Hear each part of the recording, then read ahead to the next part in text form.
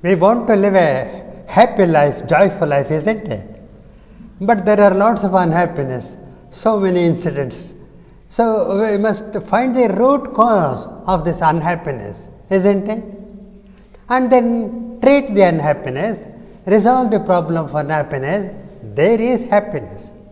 And surprisingly, the cause is quite evident, you see, and anybody can see it. The cause is our inflated self-image, the too much of self-importance given to our own self-image, right? It is that self-occupation, this me, myself. There is a word for it, narcissism, and nothing wrong with it as such. And because of this self-image, we acquired many things, success, wealth, name, fame, power, so many things. But the trouble is, we have taken it too far, to an extreme. And all of us do that because we are brainwashed to believe that just by doing this, we get people's love, admiration, and acceptance. And that is a blatant lie. And in this process, we have lost something, irretrievably lost. We failed to make an intimate relationship with our own people. We failed because we could not give our time, our attention, and show our concern, care, respect to our people. And that job is also a full-time job.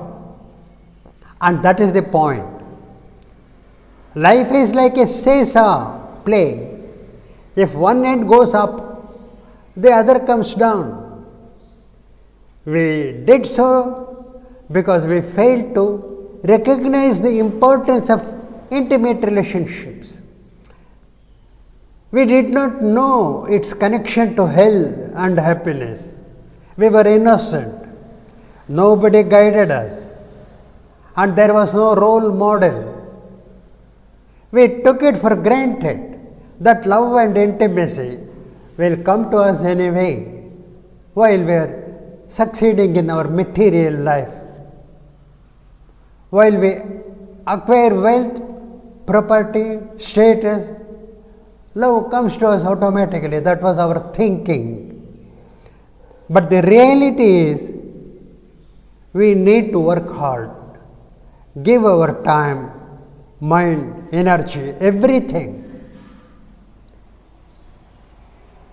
It won't simply fall from skies for a tall wish, forget it. And that is exactly the reason why we are unhappy. So, we suffer from problems of behavior and attitude. That is the point. Now look at this example. Here is a law-abiding, responsible gentleman. He follows all the traffic rules of the road. And he is a good driver. But then there are problems outside. The traffic is heavy. Roads are narrow. Not all vehicle drivers are law-abiding, and they don't respect traffic rules. They are in a hurry to go. They make mistakes, and they disturb all others. Now, this gentleman gets very upset with this kind of behavior. He suddenly gets angry, shouts at people, uses foul language, and insults them.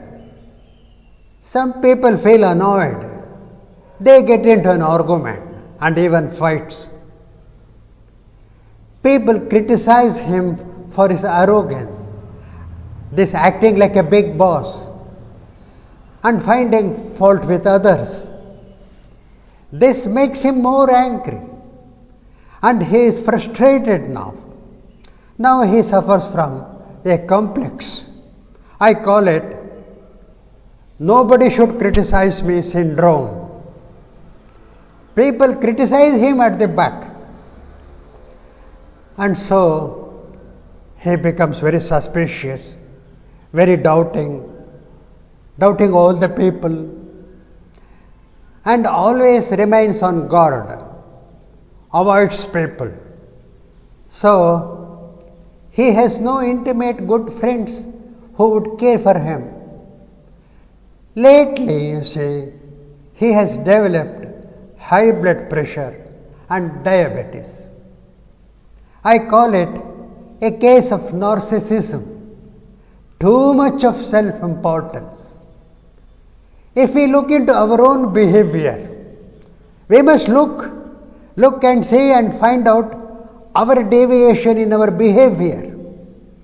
We all suffer to a greater or a lesser extent from lack of intimate, close relationships.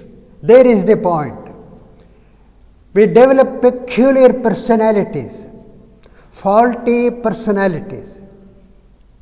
This becomes the cause for anxiety and most of the health problems.